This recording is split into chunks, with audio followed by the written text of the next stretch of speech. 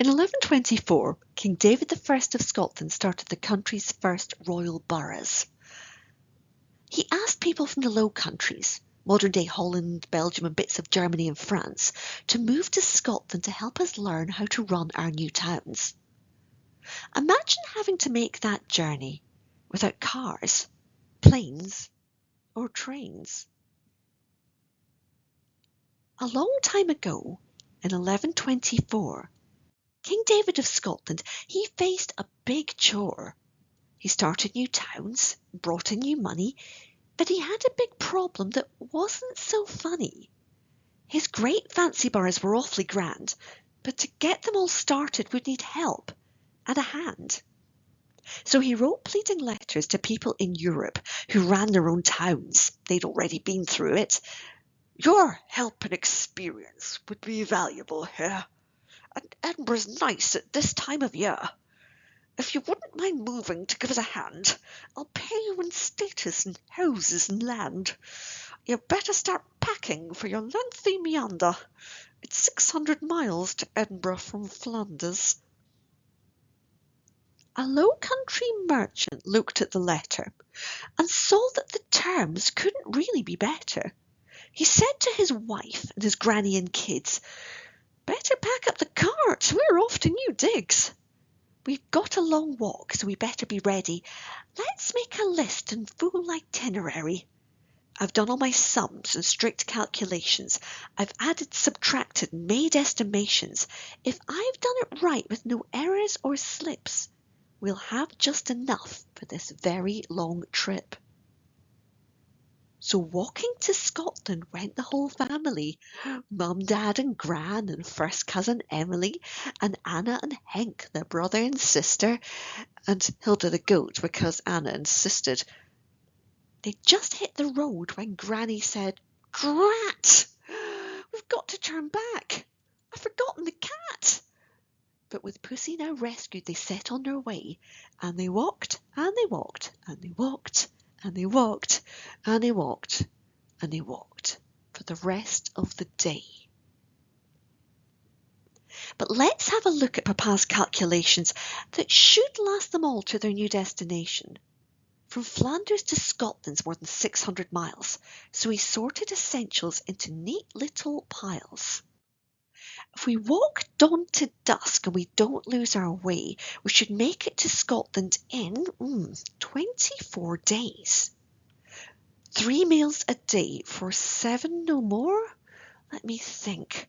That should make a grand total of 504. But no, said the granny who thought about that, and said to Dad's shame, "You've forgotten the cat." "There's 8 of us, numpty. That's 576. You can't feed old Tiddles on scrappy old bits. And what about snacks when we're walking all day? If we don't have enough, we could all fade away. Some apples and nuts, that would see great improvements. And maybe some prunes, 'cause they help with bowel movements." "Loo roll," said Dad, who'd forgotten about that, and added it on to the things still to pack. With 1 go a day, all right, maybe 2, with a family of 8, that's a whole lot of poo.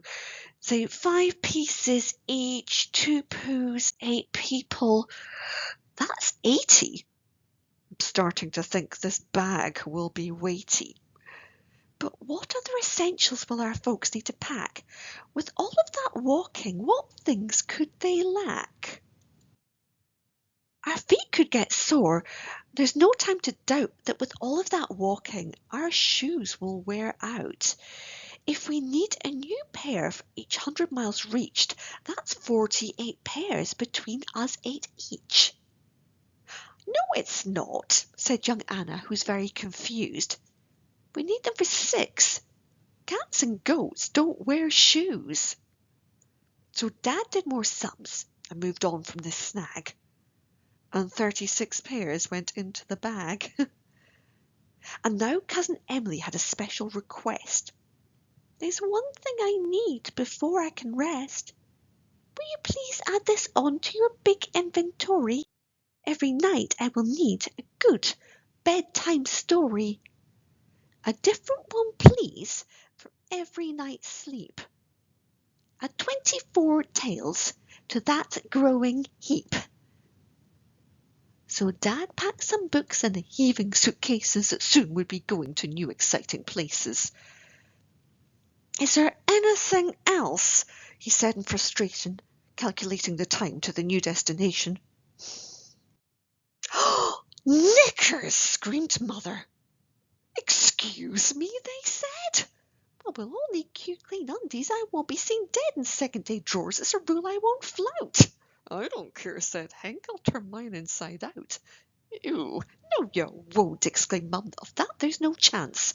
Better add to the list 144 pairs of pants. And onwards they walked, with the bags, cases and snacks. Mum, Gran and kids, the goat and the cat.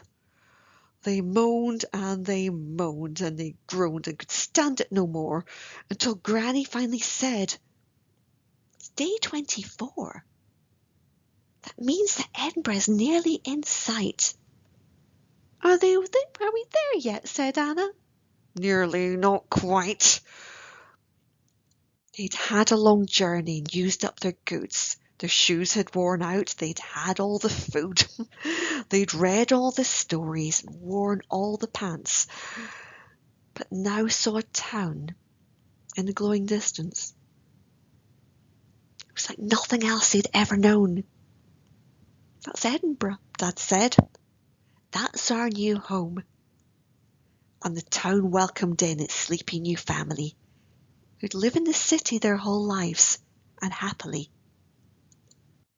New families still come to our lovely old Reekie to make a fresh start in our capital city. We can learn from each other, like we have done before, when King David made plans in 1124.